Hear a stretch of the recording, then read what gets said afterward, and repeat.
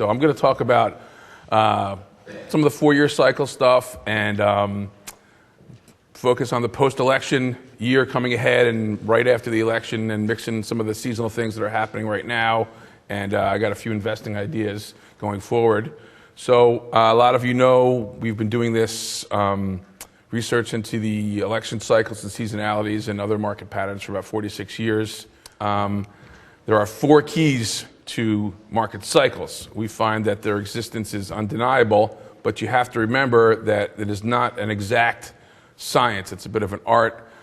These cycles are not perfect. They don't repeat exactly, but it is a basic framework that you can use in conjunction with other analysis, both technical. I know a lot of people have different tools that they use. Whatever works for you, you use in conjunction with the seasonal patterns, the four-year cycles, and also fundamental analysis. I try not to be a one-dimensional I try not to take a one-dimensional view of the market or a stock or an investment. I look at the underlying fundamental situation, what's going on in the world, what the technical picture is, and where we are in the seasonal or historical cycle.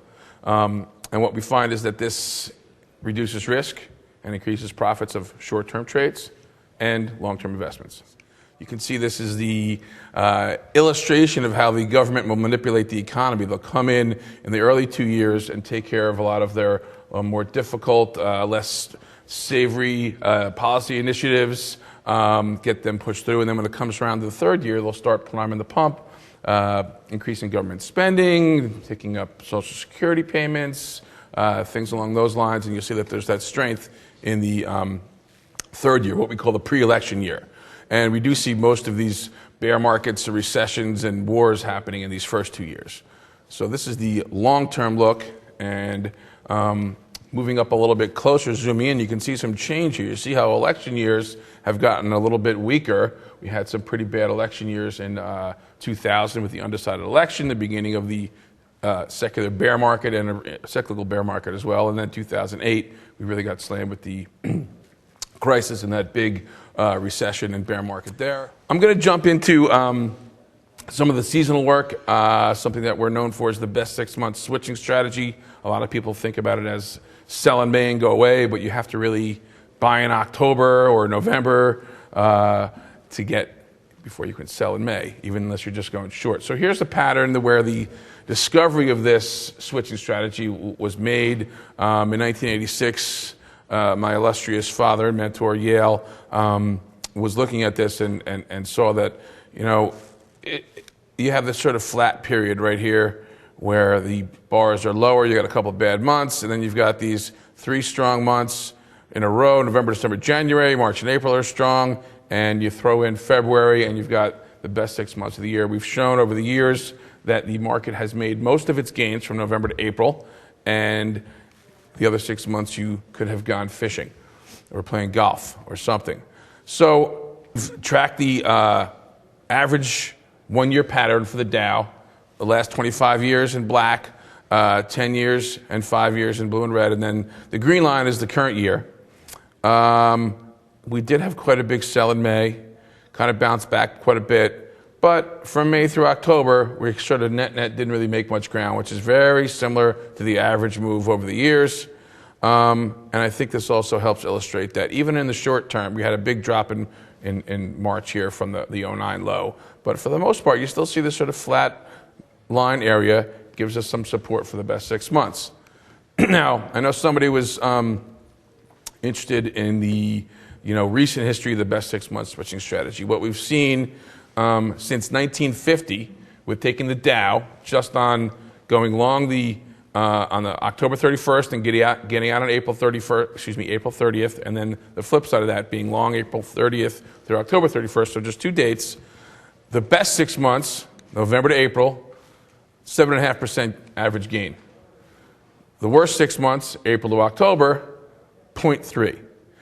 Take the $10,000 as the number we like to use to illustrate, goes up to $674,000 versus a loss. So that $10,000 is now worth $8,000 and what is that, $66 or $76. A loss of $1,000. One of the things that has me concerned seasonally, in addition to the cycle and with the fundamental picture and the technicals going on right there. So here's that table we put up on the blog a few days ago. You can see that we have had the fourth worst start to November since 1950, excuse me. And we've seen some pretty decent comebacks. 15 of the 9 years have posted 15 of the 24 years have posted comeback gains where the month finished positive and started off negative. And 17 of the 24 years were able to complete a positive move from November to the year end, which is basically the December rally. 1.7% average move for December anyway. So 17 of those Decembers after these weak early Novembers did well. But let's look a little closer. November, negative, negative. November, negative. December, negative. So as I was saying, I'm going to be looking very closely at what happens for the whole month of November here. If we get a down November, I'm not sure I'm going to throw in the towel, but it goes along the thinking that I've had going here with the good post-election, a good election year, decent numbers, and something I learned from Yale years ago was just a little phrase to remember things. Year ends often make great exits. And what happens is you might get a peak in the fall and a peak in the spring, and then the market falls off or something in there. But had you gotten out December 31st, you would have been at right about the same level, and it's kind of with the sort of turnover to the new year. So I'm going to be very cautious. I'll be making a forecast, as I do every year, at the end of December, third week of December, and I'll be compiling all the things that I can use at the time to make that. But I'm already getting concerned. The forecast that we made in 2012, which was for 2012, which was made in December 2011, restated our reserved outlook for the next 6 to 8 years. I mean, I do have a long-term, over a decade, 12, 15-year forecast that's quite bullish. But over the next several years, I see us continuing the sideways secular bear market.